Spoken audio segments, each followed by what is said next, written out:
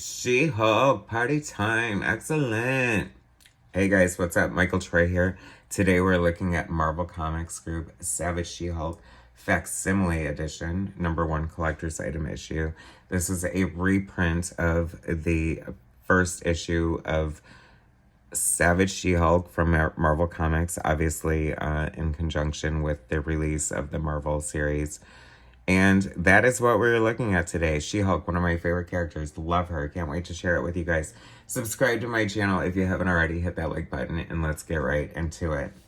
All right, so this looks great. I'm super excited about this. I've done She-Hulk episodes before, but mostly just John Byrne.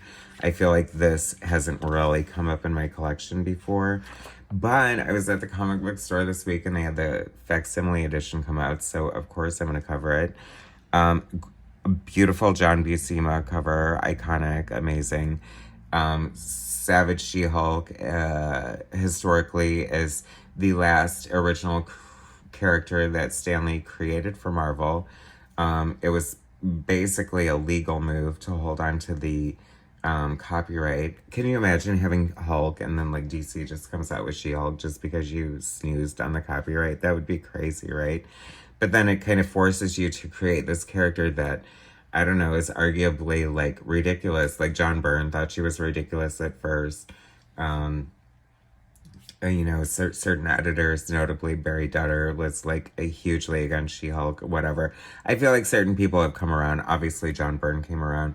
You know, he thought she was like a silly female knockoff, but then sort of Roger Stern had the idea of like, she likes being She-Hulk, put her on the Avengers, and John Byrne's like, that's amazing, stealing her for Fantastic Four. And that's like, I liked her before. I feel like I read her title before this, and it is so nice to see this reprinted just because like the beautiful printing, like, you know, printing was so dodgy and the art looks amazing here. Can you imagine? Okay, so created and written by Stan Lee, illustrated by John Buscema and Chick Stone. I mean, John Buscema, legendary Marvel artist. I love Bruce Banner here, always in the purple pants. You know, maybe that was like a self-fulfilling prophecy, how the Hulk always had purple pants. Well, maybe, you know, you'd be less obvious. I mean, wouldn't you be like, oh my god, look at that drifter with a backpack and the fucking purple pants. Like, he is gonna Hulk out any minute now. I just know it. Beautiful inking by frickin' Chick Stone here. I mean, I feel like I've seen that name perhaps on like some like early George Perez Avengers or something that was not great. Like he put a nose on Iron Man or some like weird thing is coming back to me. But I am totally loving his inks on John Buscema here. I think it is really, really nice work. I love Jennifer Walters. It's so funny because as a person who came into comic books like with John Byrne and Art Adams and Michael Golden and that ilk, where comic art sort of just like branched out, you know, Bill Sienkiewicz and stuff. Looking at discovering this stuff like right after that, this stuff always looked so boring to me at the time, just like with the, you know, 6-panel grids, the 8-panel, 9-panel grids, and just like the very straightforward storytelling. But now I just like gobble it up. I mean, it is just beautiful. I love the original ads, Hubba Bubba. So much love for bubblegum. Bubblicious, of course. Banana Bubblicious, can you imagine? Time capsule. Although now I'm like afraid I'm having like these Mandela effect moments, you know, like where I don't know, remembering candy that didn't exist or something. What a great panel here. I love her. Yeah, a great panel. She's being shot. Her briefcase is falling. But look at that beautiful ink work. I love Chick Stone's inks. I feel like I need to look into Chick Stone a little further here. I feel like people are going to tell me, oh my god, how great are these posters of these icons from the 70s? A giant Scott Baio poster. Well, that didn't age well, did it? But I love that the original ads are intact. And see, like, look how amazing this is. Like, this is in Los Angeles. Stan Lee has, you know, moved to Los Angeles because he's no longer, you know, in the Marvel offices. He's sort of overseeing the Hollywood aspects now. And for what I said earlier, you know, he's like coming up with She-Hulk and he is writing it.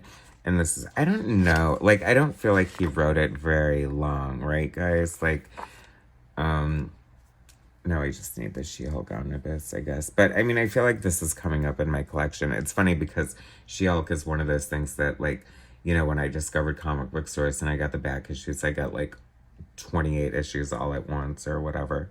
I feel like I had the whole thing. I still might. I'm not sure. Anyway, I was so mad that they didn't. There's a lot of pink and purple and green going on here. Just saying, don't you think? And they like totally like said screw the colorist, and we're just like, we don't. Yeah, we're not telling you who colored this.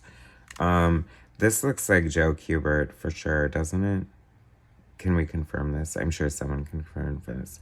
If my friend Matt Haas were watching, he would know, I feel. But I love it. I do feel like it's very Joe Kubert, which would be interesting, right? Because he's not like such a Marvel artist at the time. I mean, it could be someone else. Like, it could be Gil Kane, but no. And, you know, Sal Buscema. That's who it is. Is it? I don't know.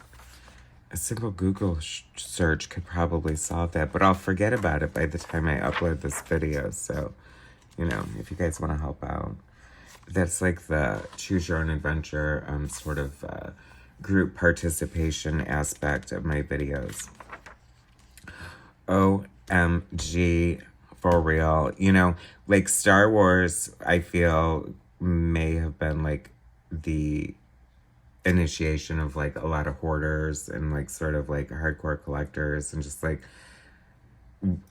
you know, it started with okay, so I feel like I've told this story before too. Like we went to the hobby store at the mall, and like they had like 2 Chewbacca's and a Princess Leia, and I wanted the Princess Leia, and my dad didn't want me to have it, and they were like, let's go have lunch and we'll get them when we come back. And when I came back, the Princess Leia was gone.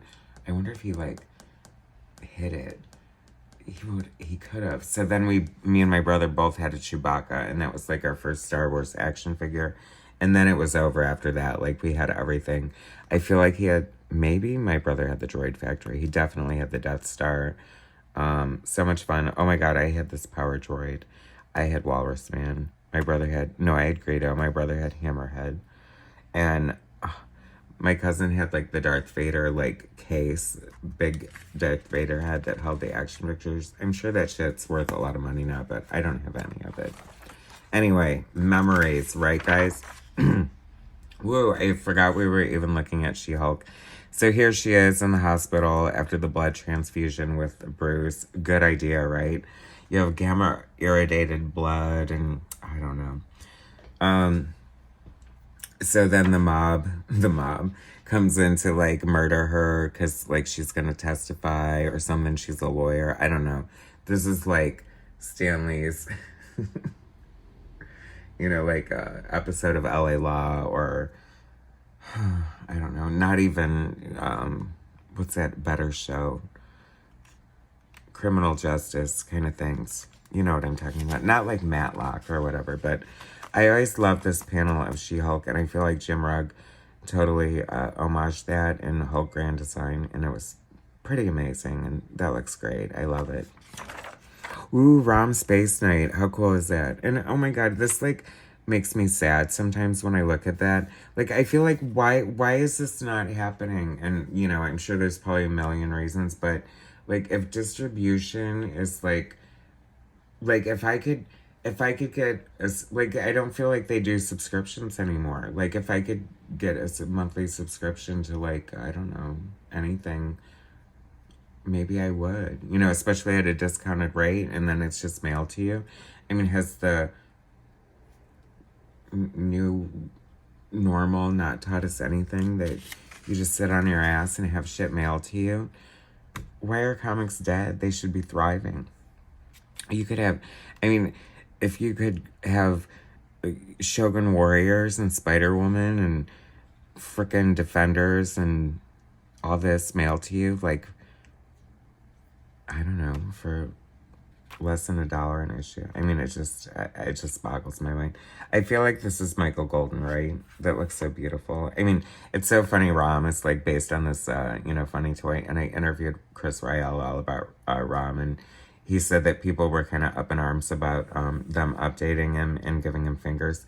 And I was like actually horrified. I was like, oh my God, yeah, no. Like, no, Rom should not have fingers. Like, terrible. No. I guess I'm a traditionalist, right? This is so much fun. Like, this is kind of like She-Hulk at her best, right? But, like, I don't know. That's, like, so... I mean, you're, like, this little white woman. Like, how tiny is Jen Walters? And, like, this would have to be a bridal gown on her. Like, this white... I mean, it was dodgy, right? But anyway, the art is totally beautiful. I love it. The storytelling is amazing. The way we're just like moving through the story. And once again, I kind of like love the coloring. Like, it's kind of like really great, like with the bright palette. And, the flat colors are just fun. It's just a sign of the times, y'all. I love this sort of worm's eye view. She-Hulk poking through the floor of the elevator. It doesn't get better than that. And Rom, I wanted a Rom, but they're probably like $5 million now. Not gonna happen. I don't need more toys. Or do I? Love this. So great. I mean, the art is just so straightforward and just like so amazing. The clarity. Rom is just like all over this issue. They were really pushing for Rom. Love that stat from that other panel, but with like the Zipatone. Freaking great way to end this issue. Gorgeous panel there, too. The art is really pretty. Props to you, freaking John Buscema, Chick Stone, and fucking Stanley. Anyway, happy 100th, Stanley, by the way. This is the last character you gave to Marvel. And I think the last character you gave to the world was probably Stripperella. Anyway, thanks for watching, guys. Subscribe to my channel if you haven't already. And what's wrong with you if you haven't? Hit like, share my content, and I'll bring you more later.